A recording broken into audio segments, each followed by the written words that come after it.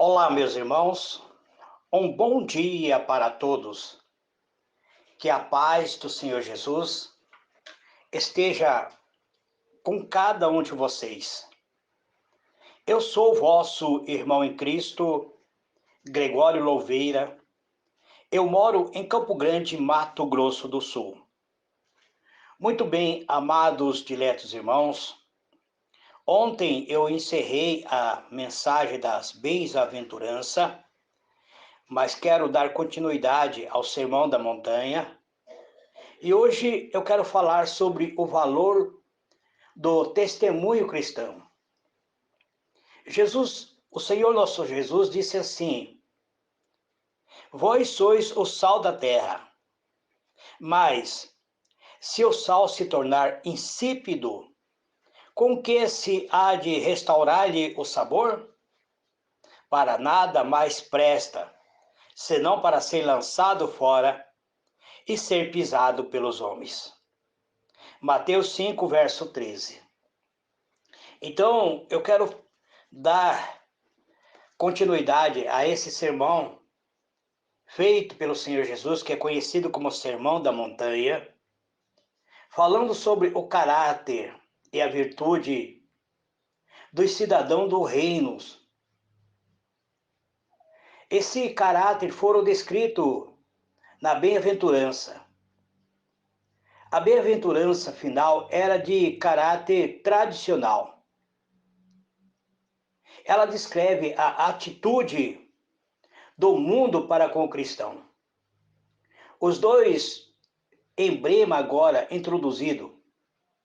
Hoje eu vou falar sobre o sal, mas amanhã provavelmente eu venho falar sobre a luz, que é o sal e luz. Ele descreve o inverso, ou seja, a influência do reino sobre o mundo. A resposta dos seguidores de Cristo, aqueles que o perseguem, por meio desses dois emblemas, ou por meio dessas duas metáforas, revela-se a importante verdade de que essas pessoas a quem o mundo, inclusive o mundo aparentemente piedoso dos escribas e fariseus, mais odeia, são precisamente aqueles a quem o mundo mais deve. Os cidadãos do reino, não importa quão desprezado seja e qual insignificante pareça ser, tão somente eles e não os escribas e os fariseus são o sal da terra e a luz do mundo. Então, os cristãos, ele é considerado como o sal. As bem-aventuranças descrevem o caráter essencial dos discípulos de Jesus. Agora, o sal e a luz são metáforas que demonstram a sua influência para o bem aqui no mundo. Então, vamos examinar com mais detalhe essas duas metáforas. Hoje eu quero falar sobre o sal. Vemos que essas metáforas foram proferidas a fim de serem comparadas uma com a outra. Nos dois casos, Jesus primeiro faz uma afirmação: vocês são o sal da terra. Em segunda parte ele diz: vocês são a luz do mundo, que está no versículo 14. O versículo 13 diz que nós somos o sal da terra. O versículo 14 diz que nós somos a luz do mundo. Como sal, nós temos que trazer purificação sobre a terra. Depois ele acrescenta uma condição na qual depende a afirmação. O sal deve manter sua qualidade de salgar e a luz deve brilhar. O sal para nada serve se perder a sua qualidade de salgar, e a luz torna-se inútil se for escondida. Então nós vamos analisar hoje sobre o sal da terra. O sal, ele tem o poder de purificar. Sabemos que as pessoas que moram no sítio,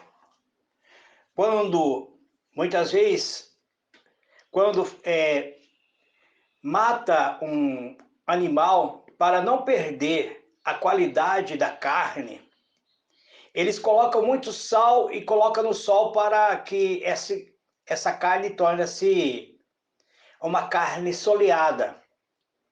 E assim eles guardam e essa carne não perde sua qualidade até o seu consumo final.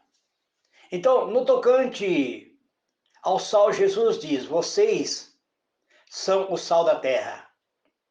Ainda que o sal tenha muitas características, sabemos da sua primeira característica, que é a brancura. Sabemos da sua segunda característica, o sabor. O sal, ele dá aroma ao alimento. Ele também tem um poder de conservação ou conservativo. Como eu disse, quando as pessoas matam o animal, eles salgam para manter a sua qualidade, para que essa carne não estrague. Talvez seja especialmente esta última qualidade, o poder do sal como sendo uma substância que serve como preventivo para retardar retardar para que não estrague o alimento, para conservação, que aqui provavelmente nós precisamos analisar qual é a função de comunicar sabor. O sal tem uma função especialmente de combater a deterioração. Então, ele é um conservante. O sal, de uma forma miraculosa, ela não permite a decomposição de certos alimentos. Tem muito cristão buscando ser doce nesse mundo, trazendo mensagem que muitas vezes vai massagear o ego de outras pessoas. Mas nós temos que ser semelhante ao sal, manter a nossa pureza, falar aquilo que a palavra de Deus nos manda.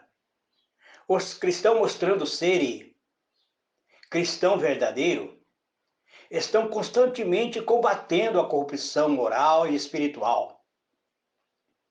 Quando acontece que um cristão se coloca de repente entre indivíduos profanos, certamente haverá uma diferença. Algumas pessoas irão dizer: não suporto esse irmão, porque ele sempre está falando em corrigir aquilo que muitas vezes eu gosto de fazer. Mas Deus sabe quão corrupto é este mundo. Precisamos ter uma vida de oração.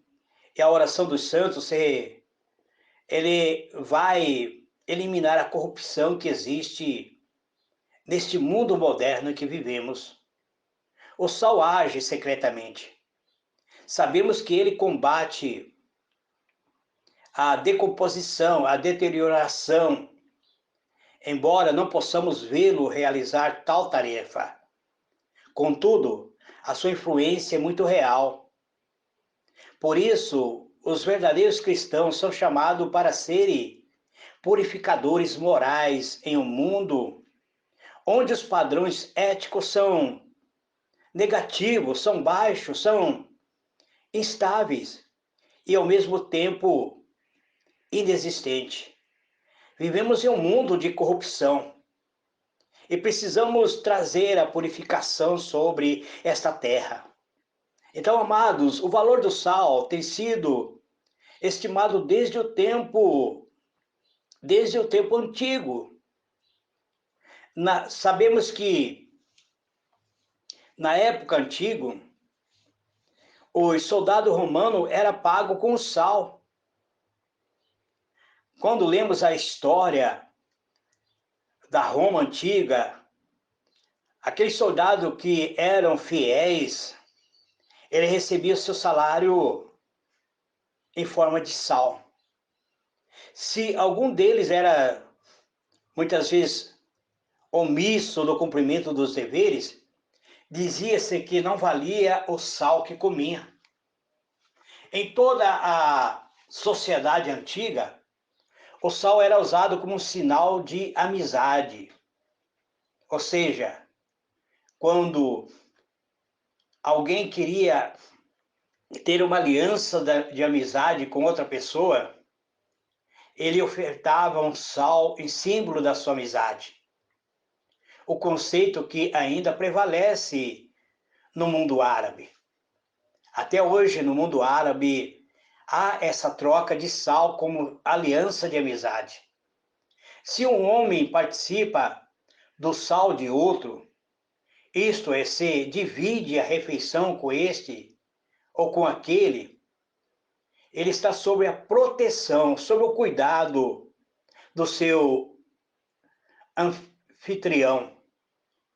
Se o pior inimigo de alguém chegasse à sua tenda e comesse do seu alimento, ou seja, do seu sal, o hospedeiro estaria obrigado a protegê-lo, fornecer-lhe alimentação como se fosse o mais prezado amigo. E isso no mundo árabe até hoje é mantido, amados. Se um inimigo entra na tenda do seu inimigo e recebe uma refeição que é salgada com sal, aquele que ofertou a ele essa alimentação tem obrigação de proteger a vida do seu inimigo como se fosse o melhor dos seus amigos. Então, dessa ideia surgiu o conceito de aliança de sal, mencionado no livro de 2 Crônica, capítulo 13, verso 5, onde Deus fala de uma aliança de sal que fez com Davi. Tem igreja que até hoje distribui um pacotinho de sal na campanha do sal, do Vale do Sal, para os seus fiéis. Eu não sou muito a favor disso, mas também não condeno. Tem a igreja, se eu não me engano, eu não posso falar do ministério de ninguém, então, se eu não me engano, é a Igreja Universal. Tem umas igrejas pentecostal também, que faz um pacotinho de sal, uma campanha do sal, e distribui aos seus fiéis, como símbolo de que você é o sal da terra. Então, eu não condeno essa prática. Se eu fosse a liderança de um ministério, eu não faria essa campanha, porque essa maneira muitas vezes leva as pessoas a ter uma fé idólatra. Quando a pessoa começa a distribuir sal, óleo ungido para seus fiéis, muitos desses fiéis acabam idolatrando tais elementos como se fosse miraculoso. Então, eu sou a favor de você ungir a pessoa com o óleo, mas não distribuir à vontade das pessoas, porque muitas pessoas não entendem isso e acabam idolatrando o óleo ungido como se fosse miraculoso. Então, vemos que quando Deus fala de uma aliança de sal que fez com Davi, ele, aqui na 2 Crônica 13, verso 5, Deus estava falando para ele que ele estava sob a proteção de Deus. Então, tal conceito é anterior aos tempos dos tabeliões que podia autenticar a lealdade de um documento quando duas partes é, estavam de acordo. Então, sobre a condição, até chegar a um consenso definitivo. Então, juntos, eles comiam o sal ou a porção de alimento salgado com sal. O ato de comer o sal sujeitava aqueles que chamavam pacto de sal. Esse pacto ou a aliança estabelecida era como se um contrato inviolável. Ninguém poderia quebrar essa aliança, porque ambos haviam participado do mesmo sal. Foi esse pacto que Deus fez com Davi, onde chamamos de Vale do Sal. A eficácia do sal, entretanto, é condicional. Tem de conservar o seu poder de salgar. Mas, em termos precisos, o sal nunca pode perder a sua qualidade de salgar. O cloreto de sódio é um produto químico muito instável, resistente a quase todos os ataques. Não obstante, pode ser contaminado por impureza, tornando-se então inútil e até mesmo perigoso. O sal que perdeu a sua propriedade de salgar não serve nem mesmo para adubar a terra. Isto é, infelizmente, nada pode ser utilizado quando o sal perde a sua qualidade. Naquela época, chamava-se de sal um pó branco, talvez apanhado próximo ao mar morto. Sabemos hoje que existe muitos locais de salina, onde se colhe-se o sal do mar. Então, existe muito local onde se armazena. Eu estou usando o banner aqui com uma imagem onde as pessoas estão coletando o sal à beira-mar. Então, essa eficácia do sal, ele é condicional. Tem de conservar sua qualidade de salgar. Então, o sal que perdeu essa qualidade não serve para nada. O resíduo de pó branco retirado do mar é chamado de sal. E sem dúvida era chamado assim, mas não tinha o seu gosto, nem agia com a mesma propriedade. Não passava de pó no chão. Hoje, o sal, eles são preparados, são temperados. Existem muitos temperos que é colocado no sal. Principalmente os que trabalham com churrascaria, cada um prepara o seu sal para ter o melhor sabor na carne. Mas o cristão, ele tem que manter o seu caráter, não deve se misturar, conforme está escrito nas bem-aventuranças. O cristão verdadeiro, ele é visível em atos e palavras. Para ter a eficácia, o cristão precisa conservar a sua semelhança com Cristo. Então ele não precisa se misturar com outros elementos ou se misturar com as pessoas que cometem. Eu preciso ser amigo do fulano, mas ele está participando de uma roda de amigos, então eu vou participar dessa mesma roda de amigo dele para conquistar a sua amizade. Não faça isso. Mantenha a sua pureza, a semelhança que você tem com Cristo. Assim como o sal deve preservar a sua qualidade de salgar, se os cristãos forem subjugados pelas pessoas que estão no mundo, que não são cristãos, deixando-se contaminar pela impureza que há no mundo, então o cristão perderá a sua capacidade de influenciar. Ele será influenciado e não será influenciador. A influência dos cristãos na sociedade depende da sua diferença e não da sua e não da sua identidade. Porque nós, como seres humanos, somos humanos, mas como seres espirituais, nós somos o sal. É isso que Jesus está falando. Então nós precisamos ter uma diferença. Não precisamos nos misturar para influenciar outras pessoas.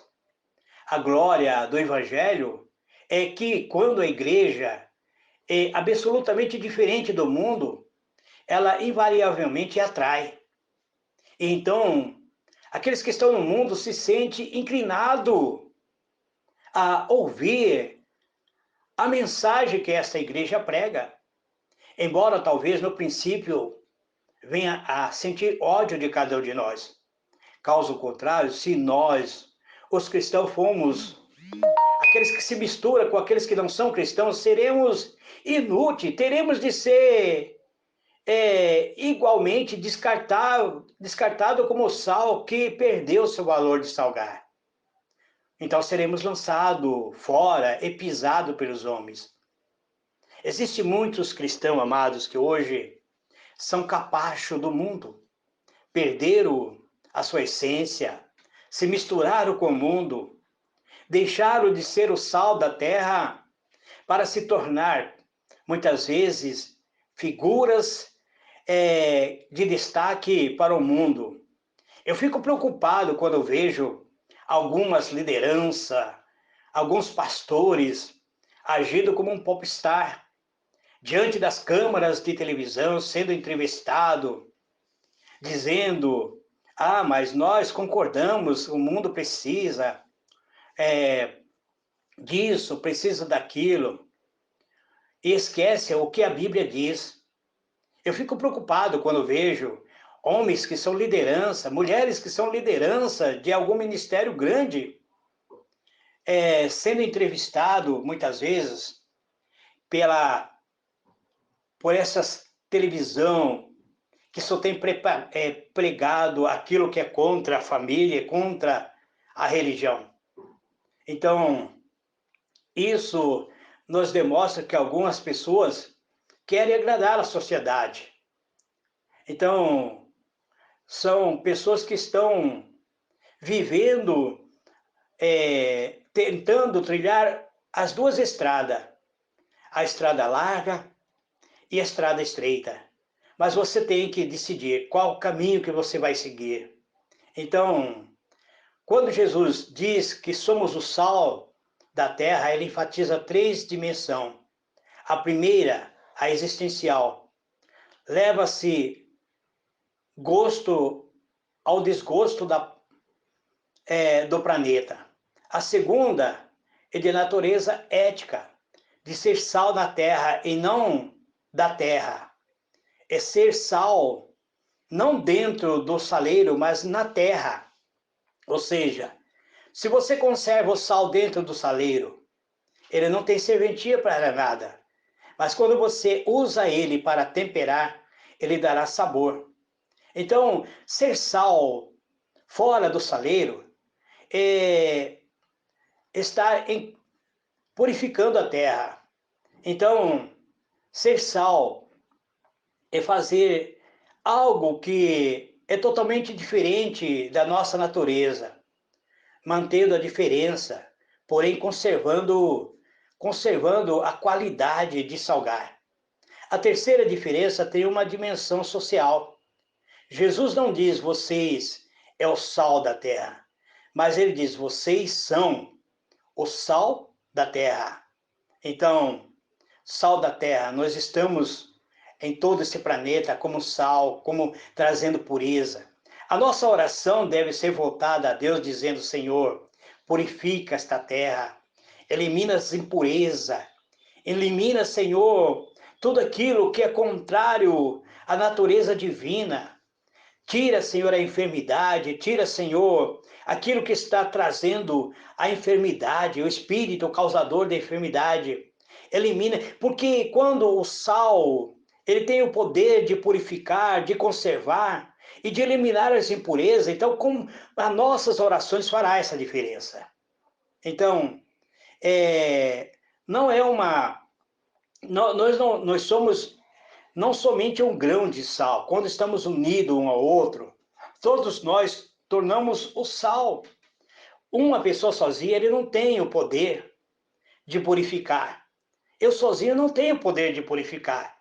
Mas se eu estiver unido a você, meu irmão, e você estiver unido a mim, minha irmã, então nós poderemos trazer a pureza dessa terra. Você e eu, unidos, vamos viver como sal da terra. Portanto, aquilo que se determina sal, que seja realmente sal. Tantas pessoas que jamais leram a Bíblia, contudo estão ouvindo essa mensagem de hoje, que estão ouvindo esse pequeno estudo que eu estou trazendo, ele pode ser impactado em conhecer a verdade e se tornar um sal fora do saleiro, se unindo a cada um de nós para orar, para libertar esse planeta Terra. Que Deus vos abençoe, amados. Amanhã eu vou falar sobre sermos luz do mundo. Grande e poderoso Deus, em o nome do Senhor Jesus, Pai amado, eu oro, Senhor, por todos meus irmãos, por todas minhas irmãs. Eu oro, Senhor, pela minha família.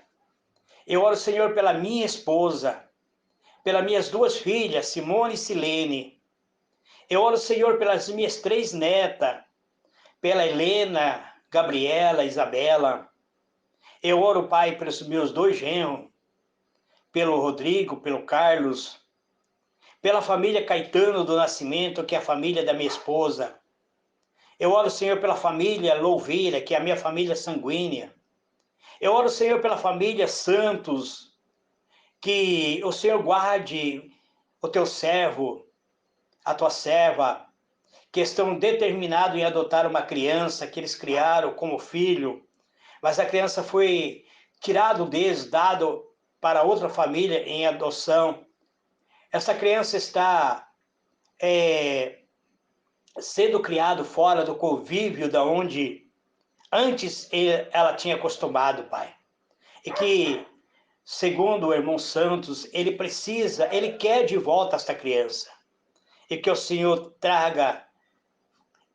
realize o desejo do coração do teu servo. Eu oro pela família Ferreira, pelo nosso irmão José Ferreira, pela família Camargo, pelo nosso irmão José Camargo, pela família Borba, pelo nosso irmão José Borba, pela família Barbosa, pela Jesus Barbosa. Eu oro, Senhor, por toda a nossa irmandade, pela pastora Juliette, pelos irmãos que fazem parte do meu grupo Estudo Bíblico Básico, pelos irmãos que fazem parte do meu grupo Intercessores de Plantão, pelas pessoas que fazem parte do meu grupo Casamento Feliz, dos semeadores da palavra, dos gedeões, que cada um seja revestido com toda a tua graça, Pai. Pelos irmãos que fazem parte da igreja online. Eu oro, Senhor, pelos meus amigos, por aqueles que convivem diretamente comigo, nos dias cotidianos, Pai. Que nós fizemos uma amizade, que essa amizade seja uma aliança de amizade que perdure, Pai. Ó Deus amado, te peço, nos dê a pureza de um verdadeiro sal. Que nós não sejamos insulso, que nós não venhamos perder a nossa natureza de sermos sal fora do saleiro, que venhamos ser agentes purificadores, transformadores de vida, que as pessoas ao olhar para nós vejam a diferença e almejem ser semelhante a cada um de nós. É isso que eu te peço, Pai. Nesse dia de hoje, confirma, Senhor, a minha oração, trazendo cura, libertação, transformação de vida, Pai. Visita aqueles que estão no leito de dor, que estão enfermos, que estão abatidos espiritualmente. Aqueles que estão, muitas vezes, Pai, desenganados pela medicina. Visita esse teu servo, essa tua serva, que está na ala escura desse hospital, em isolamento, em quarentena, Pai. Visita, Senhor, aqueles que estão atrás da grade, que são, muitas vezes, aqueles que estão sendo condenados pela justiça por terem ofendido a sociedade, por terem agido de uma maneira inconsequente diante da sociedade. Transforme essas vidas, Pai, liberte. Faça, Senhor, com que quando eles cumprem a pena da qual foi determinado pela justiça terrena, que eles saiam daí transformados, que eles não saiam dali com a alma contaminada pelo mal. É isso que eu te peço, Pai. Em o nome de Jesus, eu encerro esta minha oração dizendo: Pai nosso que está nos céus, santificado seja o teu nome. Venha o teu reino, seja feita a tua vontade, assim na terra como nos céus. O pão nosso de cada dia dai-nos hoje. Perdoa as nossas dívidas, assim como perdoamos aos nossos devedores. E não nos deixe cair em tentações, mas livra-nos do mal. Porque teu é o reino, é o poder e a glória para todo sempre. Amém e amém. Que Deus vos abençoe, amados. Amanhã, se for a vontade de Deus, eu voltarei trazendo mais um sermão da montanha, falando sobre sermos luz do mundo. Que Deus vos abençoe.